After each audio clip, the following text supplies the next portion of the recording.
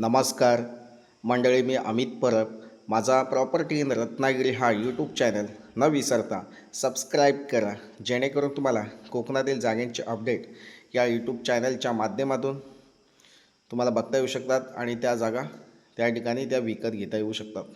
तर मंडळी, आज तुम्हाला मी पूर्ण अशी टेबल ग्राउंड मैदानी प्लॉट संगमेश्वर तालुक्यामध्ये आणि संगमेश्वर रेल्वे स्टेशनच्या बाजूला असलेली अशी ही शेत जमीन आहे.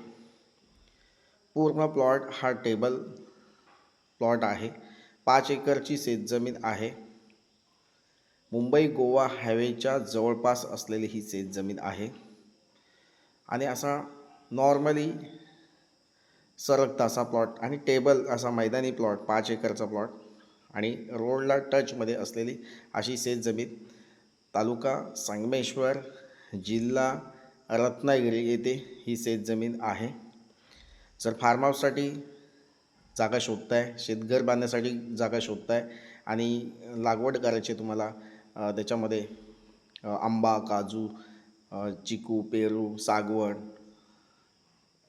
अशा वेगवेगळ्या प्रकारची लागवड तुम्हाला करायची असेल तर त्यासाठी उपयोगी असा हा प्लॉट आहे. म्हणजे फार्मिंगसाठी, शेती करण्यासाठी अशी उपयुक्त लाल मातीचा प्लॉट, प्युअर लाल मातीचा प्लॉट आपल्याला या ठिकाणी उपलब्ध झालेला आहे. तर मंडळी, अशा प्रकारची शेतजमीन घेत असताना सातबारा असणं आवश्यक आहे. तुमच्याकडं शेतीचा सातबारा असणं आवश्यक आहे, शेतीचा दाखला असणं आवश्यक आहे. जर शेतकरी दाखला तुमच्याकडे नसेल, अजिबात शेतजमीन नसेल, तर तुम्हाला आम्ही पर्याय म्हणून या ठिकाणी शेतकरी दाखला एक 10 ते 12 दिवसामध्ये शेतकरी दाखला आम्ही बनवून देत असतो, जेणेकरून तुम्ही कुठेही महाराष्ट्रामध्ये शेतजमीन खरेदी करू शकता. तर शेतकरी दाखल्यासाठी तुम्ही या ठिकाणी माझ्याशी कॉल, व्हॉट्सअप मेसेज नक्कीच करू शकता. तर मंडळी, रेल्वे स्टेशन संगमेश्वरपासून फक्त अवघ्या 6-7 किलोमीटरच्या अंतरावर ही शेतजमीन आहे आणि मुंबई गोवा हायवेपासून जवळपास असलेली ही शेतजमीन आहे. वाडी वस्तीमध्ये असलेली शेतजमीन आहे. प्लॉटच्या शेजारी लाईटचे पोल आहेत आणि लाईट कनेक्शन जवळपास आहे. या ठिकाणी कुठेही बोरवेल खोदल्यास तुम्हाला पाणी मिळू शकतं अशी शेतजमीन आहे आणि लाल मातीचा, प्युअर लाल मातीचा प्लॉट आहे आणि टेबल प्लॉट आहे.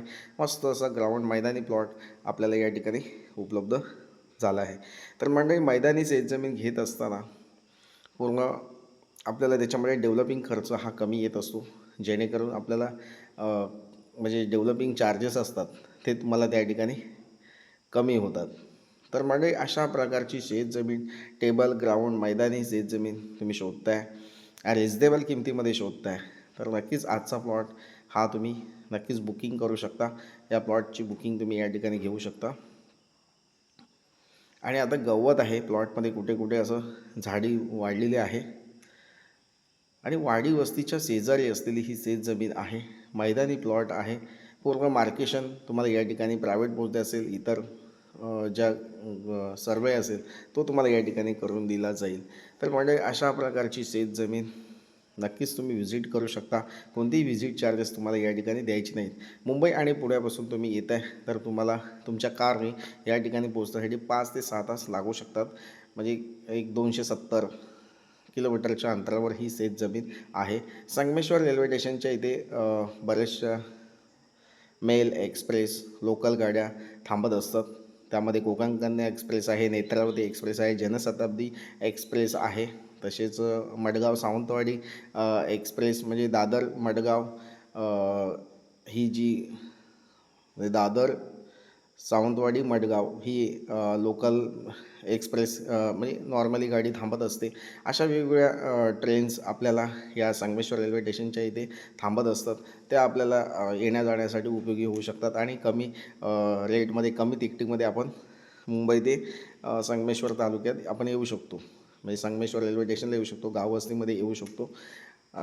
काय 200, 300, 250 अशा तिकिटी आहेत. लोकल ट्रेनमध्ये तुम्हाला तिकीट कमी आहे आणि जर तुम्हाला पॅसेंजर तिच्यामध्ये तिकीटचा दर कमी आहे आणि तुम्ही रिझर्वेशन करत असाल तर तुम्हाला 600-700 रुपयाचा दर त्या ठिकाणी उपलब्ध आहे. म्हणजे तुम्ही 1000 रुपयामध्ये तुम्ही मुंबईतून येऊ शकता. असे जास्त म्हणजे खर्च नाही आहे तुम्हाला मुंबईतून गावी येण्यासाठी, किंवा स्वतःच्या कारने सुद्धा तुम्ही त्या ठिकाणी पोहोचू शकता.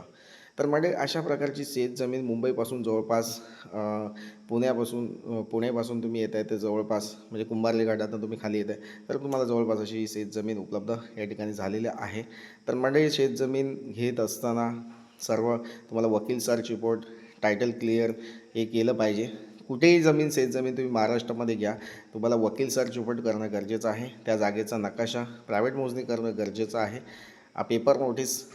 पेपरला नोटीस देणं गरजेचं आहे. तर अशा प्रकारे शेतजमीन विकत घेत असताना ज्या रूल्स असतात ते फॉलो केले पाहिजेत आणि जेणेकरून तुम्हाला पुढे अडचणी येत नसतात.